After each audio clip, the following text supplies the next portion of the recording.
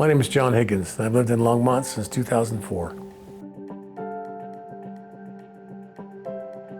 I have noticed that. It's gotten hotter, probably really significantly in the last 4 or 5 years. Denver had its highest time ever 4 or 5 years ago. I think the biggest impact of summer weather and heat has been the increase in wildfires.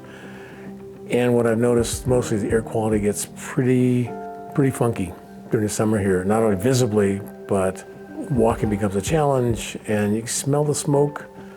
And I've never noticed that before until recent years. Typically my wife and I walk at Lake McIntosh quite often or other parts of the city. But during the hotter summer months, we start staying inside more, we close the house up more, that wildfires and air quality has become quite noticeable.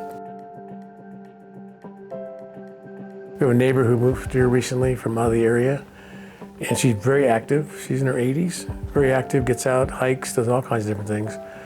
But when it gets warmer, she closes up her house, she's out hardly anything at all except very early in the morning or late in the evening. I think it makes life less full when the temperatures get hot.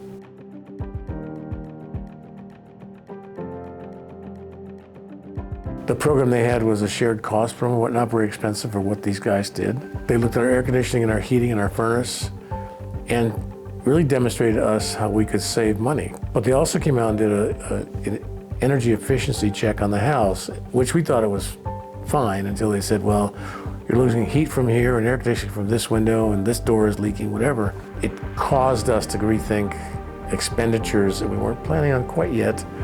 To make the house more energy efficient, and we re-insulated our home. We did a bunch of different things that they recommended. Really common sense changes that we did in our house and saved us money on our electricity bill and on the gas.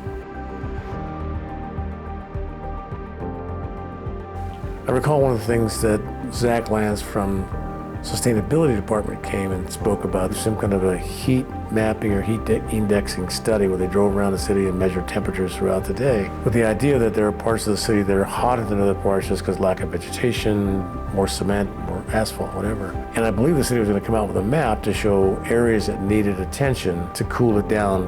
I recall them saying they thought the temperature would sometimes be 10 degrees hotter from one area to another. And that's going to affect every age group, seniors, young people, what have you. I'm not sure what the results were, but I know the city was pretty adamant about getting out there and finding out and making some changes as needed.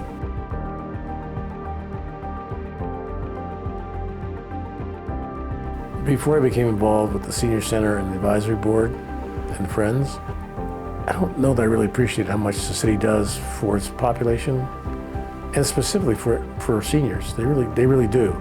I didn't know that until I got involved.